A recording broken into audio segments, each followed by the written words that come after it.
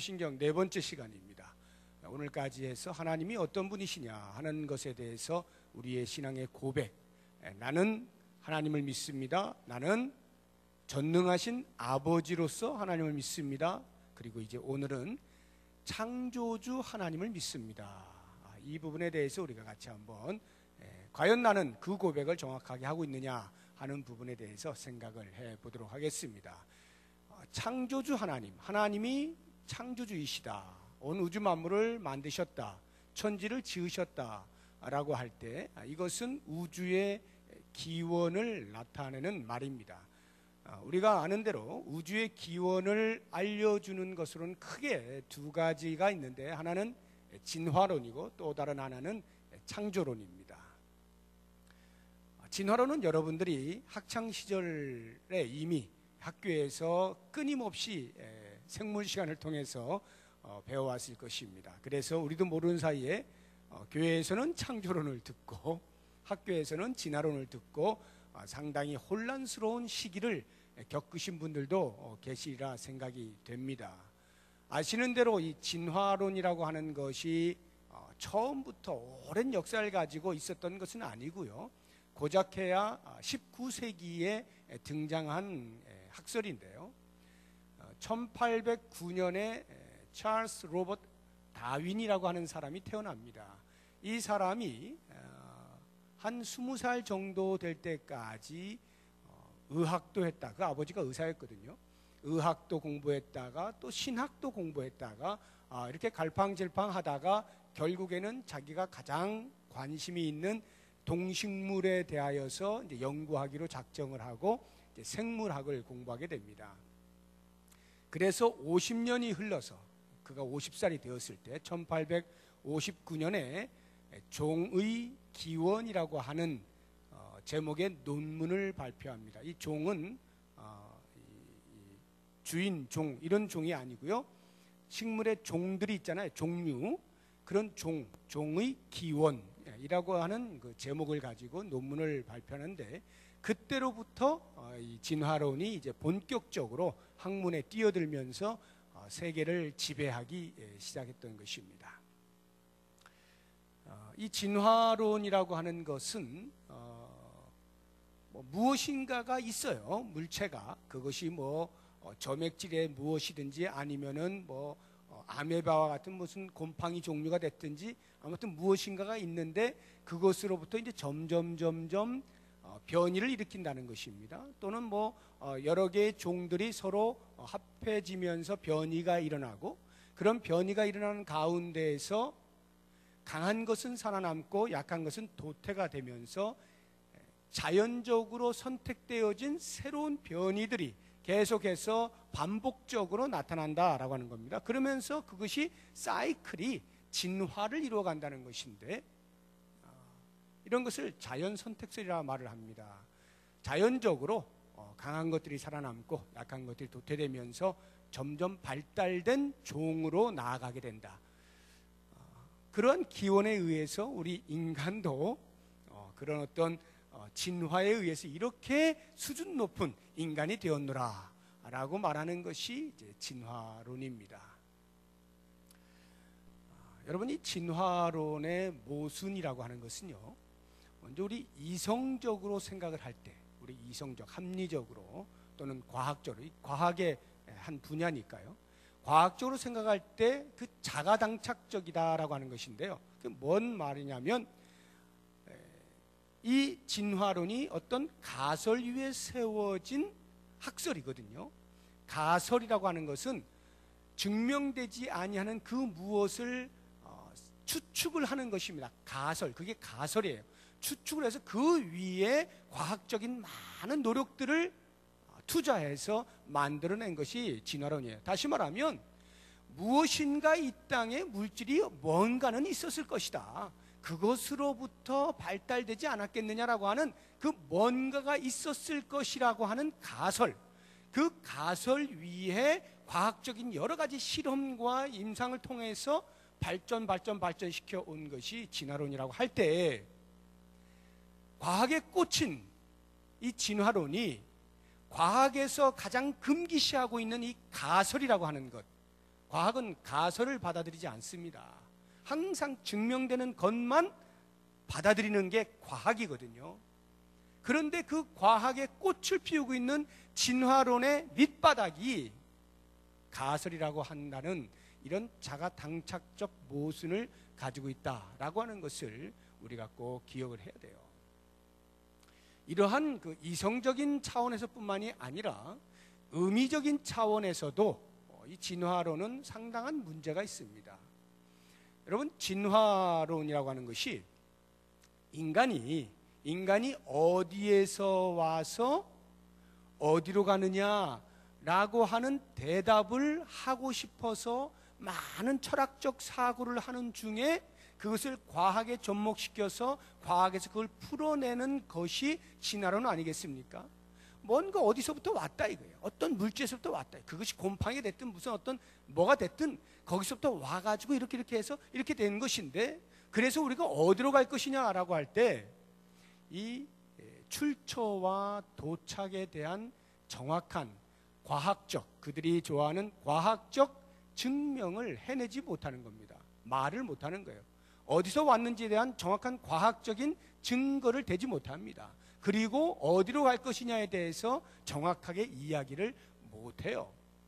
여러분, 인간이 어디서 와서 어디로 가는지를 알지 못하는 상태에서 오늘 현재를 산다라고 할 때 어떻게 삶을 살겠습니까? 가장 잘 살아봐야 우리가 숨쉬고 있는 동안 최선을 다해서 살아보자. 우리가 숨쉬고 있는 동안 최선을 다해서 의미 있는 것들을 만들어 보자. 이것이 아마도 가장 잘 사는 것일 거예요.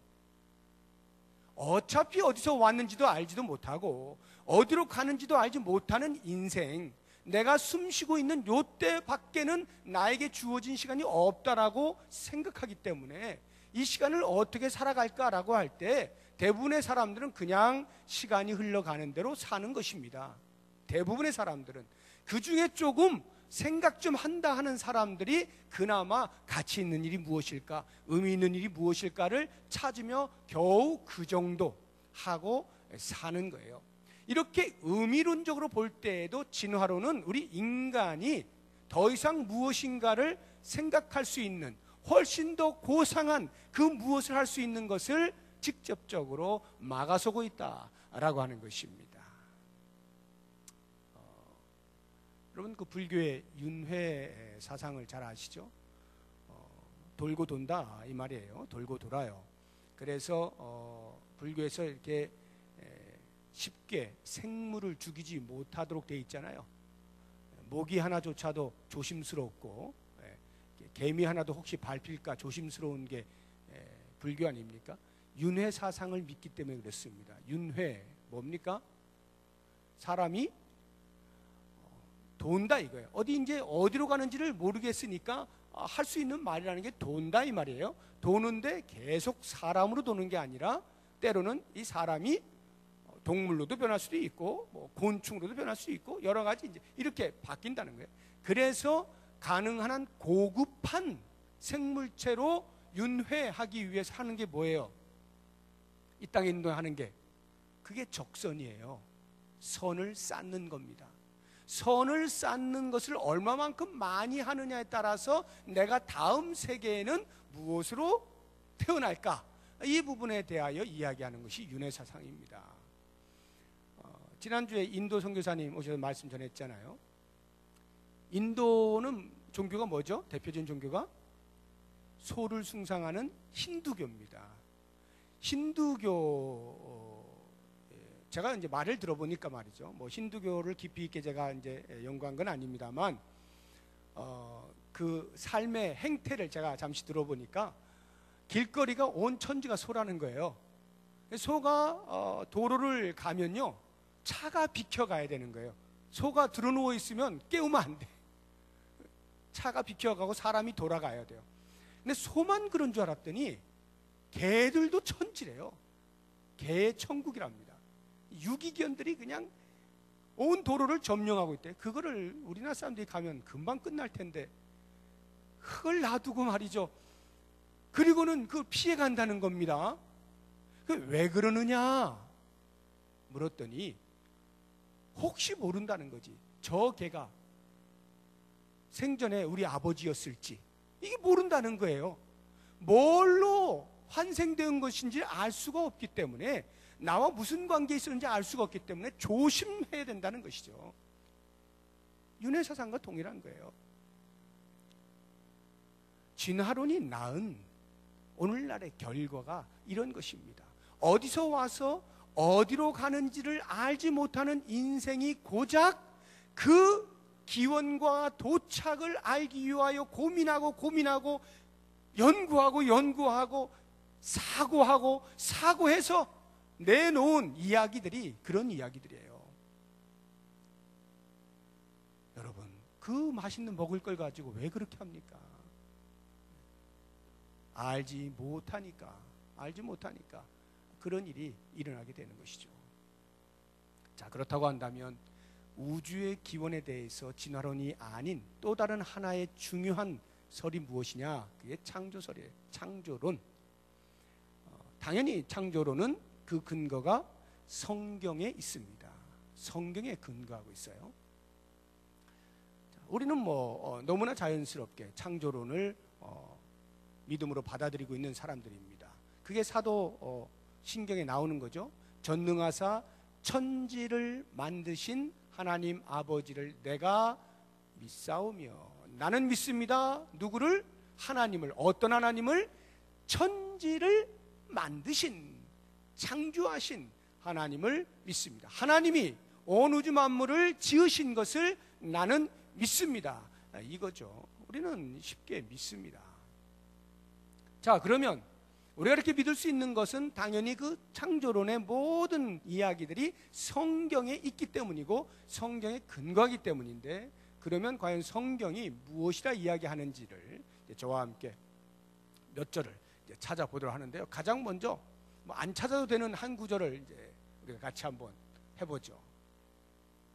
창세기 1장 1절 시작. 태초에 하나님이 천지를 창조하시니라. 이게 성경을 열면 가장 첫 책, 가장 첫 머리에 나오는 거예요. 무슨 말일까요? 성경 전체를 지배하는 사상이다, 이 말이죠. 태초에 하나님이 천지를 창조하시니라. 성경은 창조의 사건을 이렇게 선포하는 것으로 시작해요. 다시 말하면 대전제로서 선포하는 것입니다. 전제예요, 전제. 하나님이 천지를 창조하셨다. 전제로부터 시작을 합니다.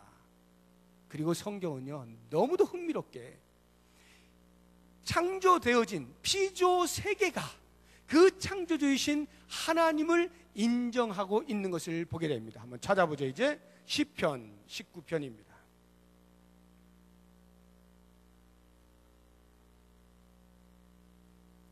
시편 19편. 자, 우리 권사님들 찾기 힘드신 분들은 안 찾으셔도 된다 그랬습니다. 그냥 잘 들으시는 게 오히려 더 나을 수 있어요. 자, 시편 19편 1절. 자, 찾으신 분들 다 같이 시작. 하늘이 하나님의 영광을 선포하고 궁창이 그의 손으로 하신 일을 나타내는도다. 이게 시인이 이렇게 이제 고백을 하는 것인데 말이죠. 피조물이 하나님을 창조주로 증명하고 있다, 이 말이에요. 하늘이 하나님의 영광을 선포하고 궁창이 그의 손으로 하신 일을 나타내는도다. 피조 세계가 말하고 있다는 거죠. 의인화한 거예요. 다시 말하면 그와 같은 피조 세계가 하나님이 만드셨음을 자증하고 있다, 이 말이에요. 과연 누가 그 하늘과 땅과 이럴 성신들을 보면서 저절로 낫다라고 말할 자가 누구냐, 이 말이에요. 그 자체가 이미 창조주 하나님을 노래한다, 선포한다, 기린다, 영광을 돌리고 있다, 이렇게 말하고 있는 것입니다. 뿐만 아니라 이 시인이 자기의 신앙의 고백으로 또 하고 있는 것을 33편, 시편 33편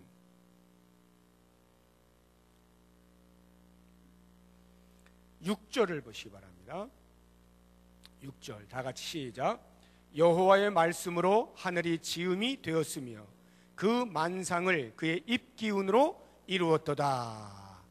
여호와의 말씀으로 하늘이 지음이 되었으며 그 만상을 그의 입기운으로 이루었도다. 하나님께 천지를 만드셨다는 거예요. 어떻게 만드셨다고요? 말씀으로. 그래서 창세기 1장 2장을 보면 하나님이 말씀으로 첫째 날부터 여섯째 날까지 온 우주 만물을 그 날에 따라서 만드시는 것을 우리가 보지 않습니까? 말씀으로 만드십니다. 9절 보세요. 33편 9절 시작. 그가 말씀하심에 이루어졌으며 명령하심에 견고히 섰도다. 하나님의 말씀으로 온 우주 만물이 견고하게 자기 자리를 잡았다라고 하는 것입니다. 자, 그러면 이와 같은 구약에서만 하나님의 창조 사건을 노래하고 있는가? 아닙니다. 신약의 그리스도의 제자들을 통해서도 하나님의 창조주 되심을 우리가 들을 수가 있는데요. 먼저 사도 요한을 통해서 한번 들어보겠습니다. 요한복음 1장 보십시오. 요한복음 1장. 요한복음은 사도 요한이 저자입니다. 1장 3절 시작. 만물이 그로 말미암아 지은 바 되었으니 지은 것이 하나도 그가 없이는 된 것이 없느니라. 사도 요한의 고백입니다. 만물이 그로 말미암아 지은 바 되었으니 지은 것이 하나도 그가 없이는 된 것이 없다. 오직 하나님의 손에 의하여서 온 우주 만물이 지어졌다라고 이야기하는 것입니다. 자, 그러면 사도 바울은 과연 어떻게 말했을까? 로마서 한번 가보시기 바랍니다. 로마서 1장입니다. 로마서 1장 20절. 로마서 1장 20절 시작. 창세로부터 그의 보이지 아니하는 것들 곧 그의 영원하신 능력과 신성이 그가 만드신 만물에 분명히 보여 알려졌나니 그러므로 그들이 핑계하지 못할지니라. 로마서는 사도 바울이 로마에 있는 교회 성도들에게 편지한 거죠. 바울의 고백입니다. 창세로부터 그의 보이지 아니하는 것들 곧 그의 영원하신 능력과 신성이 그가 만드신 만물에 분명히 보여 알려졌다. 하나님께서 온 우주 만물을 만드셨다. 그래서 로마서 11장 가보십시오. 로마서 11장 보면 이렇게 밖에는 고백할 수가 없는 거예요. 36절 11장 36절 시작. 이는 만물이 주에게서 나오고 주로 말미암고 주에게로 돌아감이라. 그에게 영광이 세세히 있을지어다. 아멘. 만물이 주에게서 나오고 주님이 모든 우주 만물을 지으셨으니 그 모든 진행되어지는 것과 마지막도 주의 손에 있다. 주님의 절대 주권을 말하고 있는 것입니다. 한 사람만 더 볼까요? 예수님의 수제자였던 베드로는 과연 어떻게 이야기했는지 베드로후서 3장 가보시기 바랍니다.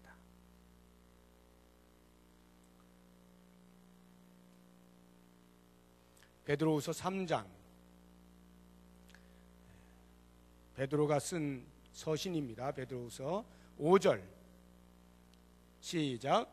이는 하늘이 옛적부터 있는 것과 땅이 물에서 나와 물로 성립된 것도 하나님의 말씀으로 된 것을 그들이 일부러 잊으려 함이로다. 베드로는 정확히 알고 있었어요. 온 우주 만물, 하늘과 땅, 이 땅에 있는 모든 것들이 다 하나님의 손에 의하여 하나님의 말씀으로 지어졌다고 하는 사실을 분명히 알고 있었던 것입니다. 이와 같이 창조론은 성경에 근거하고 있는데 성경이 창세기에부터 요한계시록까지 전체가 하나님이 온 우주 만물의 창조주이심을 분명하게 말씀하고 있다라고 하는 것입니다. 자, 그러면 이제 여러분들이 궁금할 것 같은 몇 가지 이 진화론과 창조론에 있어서의 차이에 대해서 혹시 이런 생각을 여러분들 해보셨을런지 모르겠어요. 또는 질문을 들었을 수도 있겠는데, 야, 너희들이 이야기하는 창조론이라고 한다면 성경에 인류의 역사가 고작 해 6,000년 아니냐? 6,000년? 그렇죠? 우리는 6,000년입니다. 6,000년밖에 안 되는데 우리 과학적으로 지금 증명된 화석을 봐라. 화석이 지금 뭐 몇만 년, 몇천만, 몇 수십억 년 전 거 있다고 하지 않느냐? 그런 거 어떻게 말할 수 있느냐? 이 말이에요. 그러니 이 성경이 가설 아니냐? 성경이 기독교라고 하는 종교가 신봉하고 있는 그 안에서만 통용되어지는 종교 서적이 아니냐? 교리서가 아니냐? 이렇게 이야기를 할 수가 있는 것이죠. 실제로 여러분 궁금하지 않습니까? 과학에서는 계속해서 증명이 되고 있잖아요. 화석들이 발견되는데 뭐 수십억 년 전 것이고 뭐. 과연 어떻게 말을 할 수 있을 것이냐 할 때 가장 쉽고 단순하게 제가 말씀을 드리면, 하나님께서 6일 동안 천지를 창조하실 때 그 천지를 창조했을 때에 그 태어나게 되어진 만물들의 나이가 한 살이 아니다라고 하는 것을 꼭 아셔야 돼요. 이미 하나님은 모든 인간들이 살기에 가장 적합한 완벽한 우주 만물을 만드신 거예요. 이미 그 자체로 나이가 몇 살인지 알 수가 없어요. 지금 우리가 화석이 몇십억 년 전 것이니 하는 말들은 전부 인간이 자기들의 이성을 동원해서 할 수 있는 추정을 하고 있는 것이지, 과연 우리가 어떻게 무엇이 몇십 년 전 것인지 몇백만 년 전 것인지 몇십억 년 전 것인지를 어떻게 아느냐 말이에요. 무엇으로 그것을 과학적으로 증명을 한다라고 애를 쓰지만, 실제로 하나님께서 이미 에덴 동산에 나무를 만드실 때 이 나무가 나이가 몇 살인지를 알 수가 없는 거예요. 우리 인간이 얼마짜리 나이로 나무를 만들었는지. 그렇기 때문에 창조론이 기독교에만 통용되는 그러한 너희들만 믿는 그 무엇이다 라고 말하는 것은 어불성설이다 라고 하는 것이고요. 그래서 이 창조론과 진화론이 끊임없이 논쟁을 벌이게 되었어요. 왜냐하면 과학자들 중에서도 진화론을 믿는 과학자가 있는가 하면 창조론을 믿는 과학자도 있었거든요.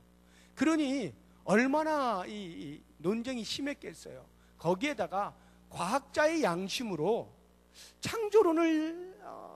창조론이 맞다라고 말을 하고 싶은데 그것을 과학적으로 증명을 해내지는 못하고, 그러니까 이 과학자의 심정에 좀 양심이 좀 걸리기도 하고, 그러면서 그런 가운데서 뭔가 절충안을 내놓은 사람들이 있어요. 신학자들 가운데서도 야, 이거 우리만 너무 창조 이렇게 하니까 그야말로 기독교가 아닌 다른 사람들은 그냥 배척하고 하는 말밖에 안 된다. 어떻게 하면 좀 더 기독교 밖에 있는 사람들까지 포용할 수 있을까? 이런 고민을 하다가, 이런 고민들을 하는 신학자들과 과학자들이 모여서 만들어낸 하나의 아주 재미있는 단어가 있는데, 그게 유신론적 진화론이라고 하는 것입니다. 유신론적 진화론.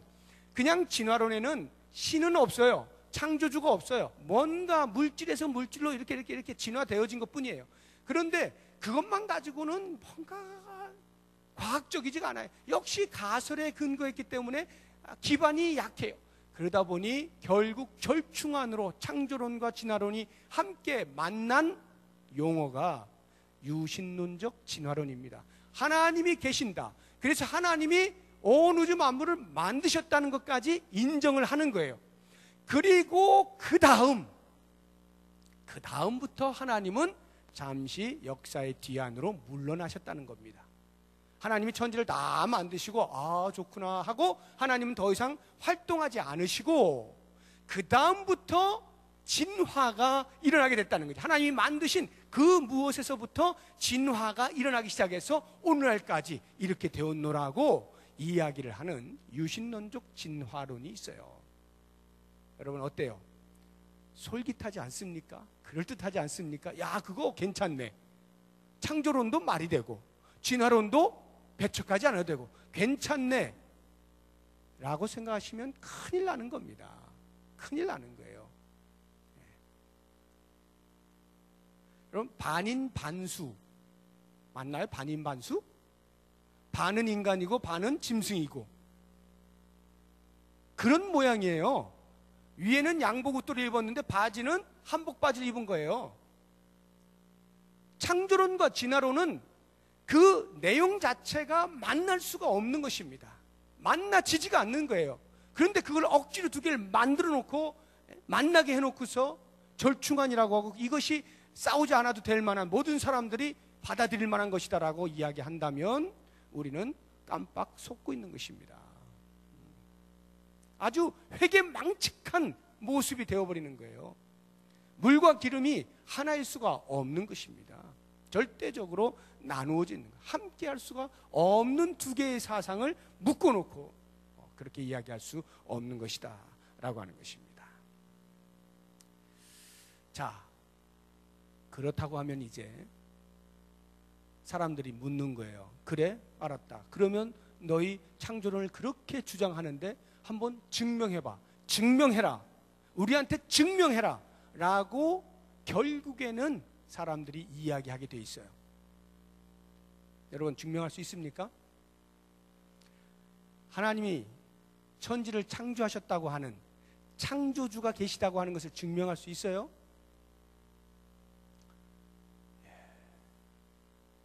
증명이 안 되는 거예요. 증명이 안 되기 때문에 거기에서 드디어 대두되는 것이 믿음이라고 하는 것입니다. 전능하사 천지를 만드신 하나님 아버지를 내가 믿습니다라고 할 때 이 믿는다라고 하는 믿음이 대두되어야 하는 이유가 여기에 있어요. 사람들이 묻습니다. 증명해라. 창조론이 맞다는 것을 증명해라 라고 할 때 그것은 증명으로 되는 것이 아니기에 믿음이 필요한 거예요. 그런데 오해하지 마셔야 돼요. 아, 그래서 믿음이 필요하구나 하고 고개를 끄덕끄덕거리시는데 생각에 이런 생각을 가질 수가 있어요. 그래, 내가 기독교인이니까 신앙 고백적 차원에서 내 이성은 그것이 증명되지 않기 때문에 맞아 확실해 라고 하는 확신이 없더라도, 이성적으로는 확신이 없더라도 신앙 고백적 차원에서 내가 믿는다, 내가 수용하기로 작정했다. 마치 이성적으로 확인이 안 되는 것을 내가 받아들이는 통로로서 믿음을 생각하고 전능하사 천지를 만드신 하나님 아버지를 내가 믿습니다라고 고백한다면 큰일 나는 것입니다. 내가 어차피 기독교인인데 내가 교회 생활을 하려면 안 믿고 어떡하겠나, 모든 사람들이 전부 다 믿는다는데 나만 안 된다고 그럴 수도 없고 라고 하는 이런 신앙 고백적 차원에서의 믿음의 요구가 아니다라고 하는 것입니다. 두 번째로 뭐가 아니냐면 조심해야 되는 것이, 아유 이거면 어떻고 저거면 어때, 복잡하게 뭘 그걸 가지고 싸워, 창조론이면 어떻고 진화론이면 어떠냐, 그냥 뭐 우리가 여기 있다는 게 중요한 거지 라고 하면서 뭐가 됐든 난 상관없어, 그러니 나는 지금 내가 교회를 다니고 있으니까 예수님을 믿는다라고 하고 있으니까 기독교인이니까 당연히 나야 뭐 하나님을 믿는다, 창조론을 내가 붙잡아야지, 뭐든 상관없으니까 그 중에 내가 지금 관심 있어 하고 내가 지금 소속되어져 있는 그것을 붙잡는 자연스러움, 이거를 포스트 모던 사상이라 그래요.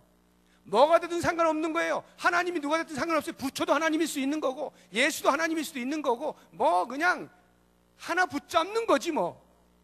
내가 지금 소속되어 있는 그거 붙잡는 거, 이런 차원에서 전능하사 천지를 만드신 하나님을 내가 믿습니다 라고 고백하는 것 아니다 이 말이에요. 뿐만 아니라 증명할 수 없는 것이니, 증명할 수 없는 것이니 내 의지로 받아들이겠다라고 할 때 사용되어지는 믿음도 아닙니다. 예를 들어서 여러분, 이 건물을 지은 사람이 있다는 것을 믿습니까? 이 건물을 지은 사람이 있다는 걸 믿어요? 이 건물을 지은 사람이 있다고 믿는 것은 아무런 어려움이 없어요. 왜요? 봤으니까. 우리의 경험이 알고 있잖아요. 건물 짓는 거 다 봤잖아요. 그러니까 이런 것은 굳이 믿는다는 말도 안 해요. 뭘 믿기는. 아는 거지 그냥. 이 건물을 누가 지었어? 이렇게 말을 하지, 건물층을 나는 믿습니다 이러지 않아요. 그러니까 우리는 보통 그래서 믿음이라고 하는 것이 동원될 때는 마치 이럴 때 동원되어야 된다는 생각을 하게 되는 거예요. 어떤 사람이 있어요. 저 사람이 내 돈을 훔친 것 같은데 이게 지금 아직 증거가 나타나지 않았어. 그러나 심증적으로는 분명히 저 사람이야.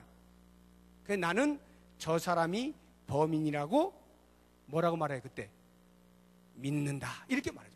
나는 저 사람이 범인이라고 믿어. 그건 무슨 말이에요?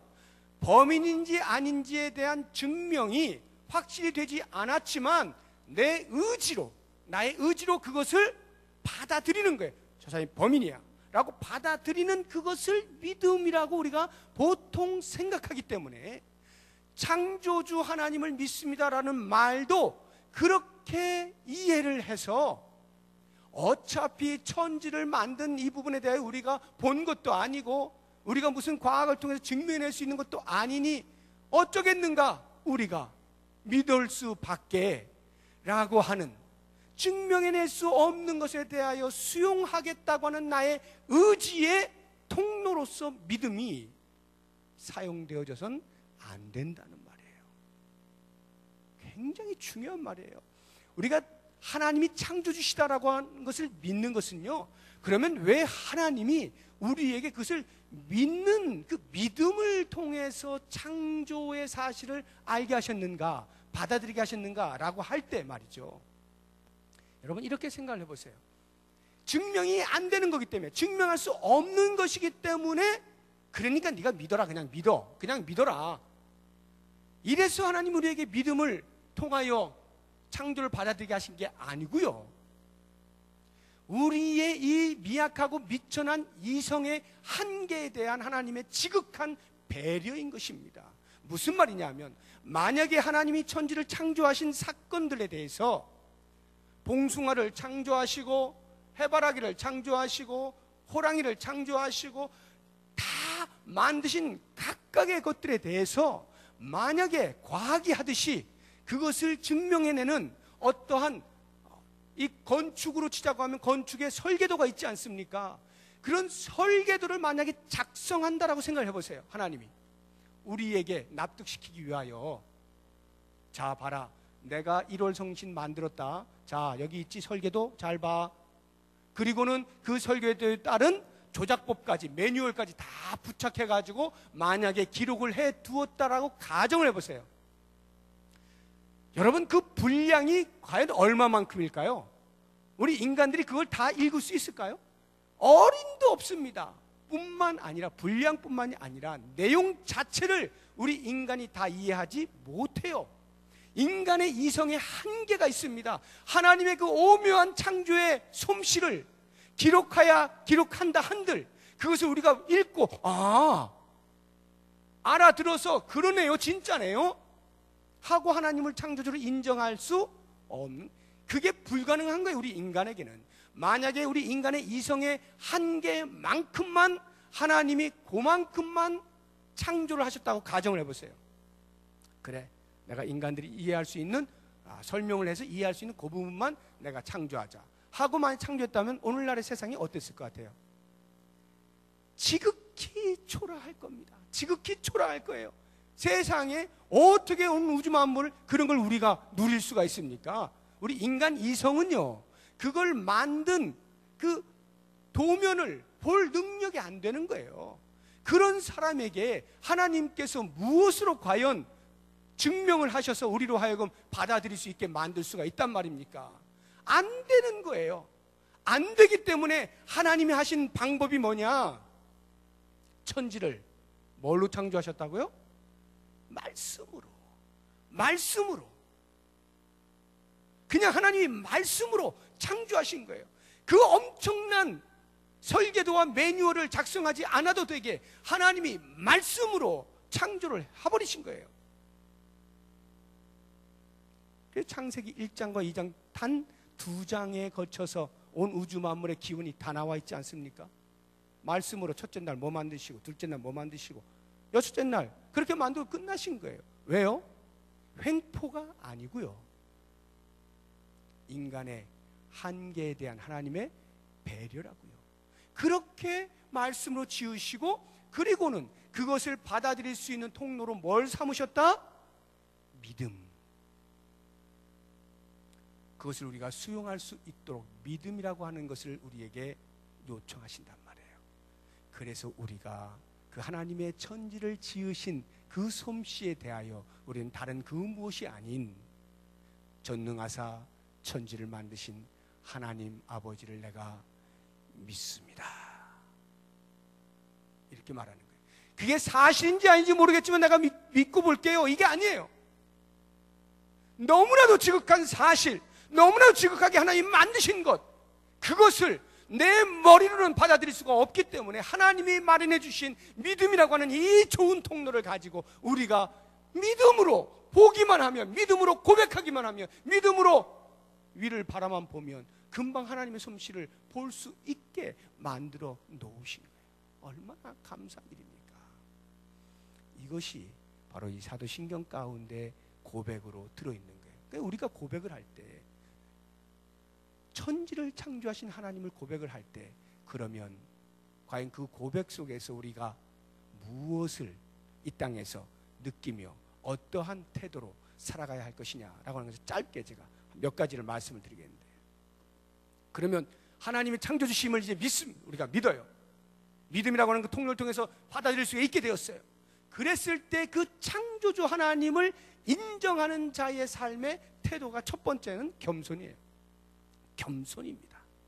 하나님 앞에서 어느 누구도 마치 내가 창조주인 것처럼, 마치 내가 인생의 주인인 것처럼 살 수 없는 거예요.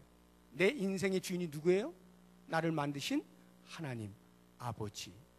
나를 만드신 하나님 아버지를 인정하는 그 앞에서 우리는 당연히 겸손히 무릎을 꿇을 수밖에 없는 것이고요, 겸손한 삶을 살 수밖에 없다라고 하는 것입니다.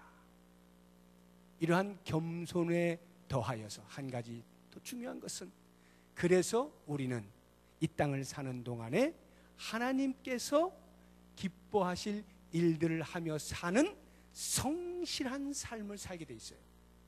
하나님의 창조주심을 고백하잖아요. 그러면 성실한 삶을 산다고요. 왜요? 하나님이 온 우주 만물을 만드시고 우리 인간을 만드시고 인간으로 하여금 그 우주 만물을 다스리고 정복하도록, 관리하도록 청지기로 살게 하셨잖아요. 그 청지기로서의 성실히 살아야 할 당연한 우리의 태도가 하나님을 창조주로 인정할 때 자연스럽게 나오게 된다라고 하는 것이고요. 그 다음에 중요한 것이 자신감이라고 하는 것입니다. 자신감. 나는 소로부터 온 게 아니에요. 내가 죽어서 혹시 또 소가 될지 모르는 그런 인생이 아닙니다. 나는 어디에서 왔어요? 하나님께로부터 왔어요. 어떻게요? 하나님의 형상대로, 하나님의 형상대로 지음받은 지극히 존귀하고 가치 있는 인생으로 지음받았단 말이에요. 하나님이 나를 그렇게 만드셨다고요. 마치 하나님처럼, 하나님의 모습대로 그렇게 지음받은 나, 그러니 내가 얼마나 자신감이 있냐고요. 무엇을 가져서 사람들과 어떤 비교에 의해서 높은 자리에 있어서 이런 것들이 아닌 하나님의 형상으로 지음받은 이 한 가지 사실만으로도 얼마든지 우리들은 자신감 있게 살아갈 수가 있는 거죠. 자신감은 자만심하고는 다른 거예요. 당당하게 살아간다 이 말이에요. 세상을 당당하게. 이런 당당함이 성도에게는 반드시 있어야 돼요. 우리의 눈빛 속에서 당당함을 잃어버리면 안 되는 거예요. 그때마다 나를 지으신 이가 누구신가, 내가 어떻게 그분의 솜씨 속에 지음받았는가라고 하는, 여러분 시편 139편 집에 가서 찾아와서 읽어보셔요. 내가 어떻게 지음받았는지에 대해서 그 하나님의 솜씨의 귀함을 말로 표현할 수가 없어 시인이 감격하고 있는 것이 시편 139편에 나옵니다. 당당하게 살아야 돼요. 그 다음에 하나님을 창조주로 인정하는 사람은 확신 속에 살아야 됩니다. 어떤 확신이요? 다가올 재창조의 확신. 아담과 하와가 에덴 동산에서 그 하나님의 은혜 가운데 하나님이 만들어 놓으신 온 우주 만물 가운데 참으로 행복한 삶을 살았어요. 죄를 짓기 전까지만 해도. 근데 그 죄로 인하여서 그 아름다움이 전부 진흙구덩이가 되어버렸습니다. 우리가 예수 그리스도의 구속의 사건을 통하여서 이제는 비록 이 땅의 진흙구덩이 속에 살아가고 있지만 그것으로 끝나지 않는다는 것을 믿음으로 알게 된 거예요. 그래서 우리는 뭘 바라보고 살아요? 새 하늘과 새 땅의 도래를 바라보고 사는 사람들이에요. 이와 같은 확신, 우리가 하나님께로부터 와서 하나님께로 가게 되는데 하나님께서 당신의 형상대로 지어 하나님이 만드신 우주 만물 속에 청지기로 우리를 대리 통치자로 세워놓으시고, 비록 그것이 죄로 인하여서 흑암 가운데 있었지만 하나님이 결국에는 우리를 다시 가게 하실 새하늘과 새 땅, 그곳을 향하여 우리는 확신 속에 소망을 가지고 살아갈 수가 있게 된다는 거예요. 그래서 우리의 삶에는 좌절이나 절망이 있을 수가 없는 거죠. 마지막으로 하나님을 창조주로 고백하며 살아가게 될 때 우리의 태도에서 잊지 말아야 할 아주 중요한 것 한 가지, 이 땅을 사는 동안에, 그것은 바로 우리를 지신 그 하나님을 노래하는 겁니다. 그 하나님을 기리는 거예요. 그 하나님을 찬송하는 거예요. 그 하나님을 영화롭게 하는 거예요. 오늘 우리가 읽은 요한계시록 4장 11절 말씀이 그거 아닙니까? 다시 한번 마지막으로 찾아서 읽어봅시다. 요한계시록 4장 11절.